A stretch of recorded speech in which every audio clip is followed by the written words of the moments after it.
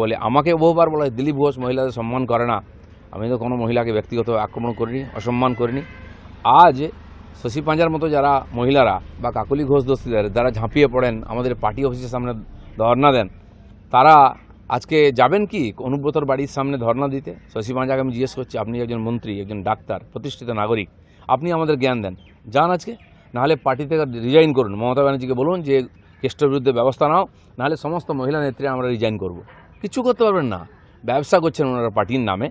সেই জন্য মহিলাদের মান সম্মান কিছু না। মহিলাদেরকে এই ধরনের কদর্য ভাষায় আক্রমণ কোনো নেতা বা সাধারণ মানুষও করতে পারে না। একজন প্রতিষ্ঠিত নেতা যে টিএমসির মুখ, সেই ভাষা ব্যবহার করছে। আর সেই বাড়ির মহিলারা যাদেরকে আমরা মা বলি, বোন বলি, তারা কি অপরাধ করলো?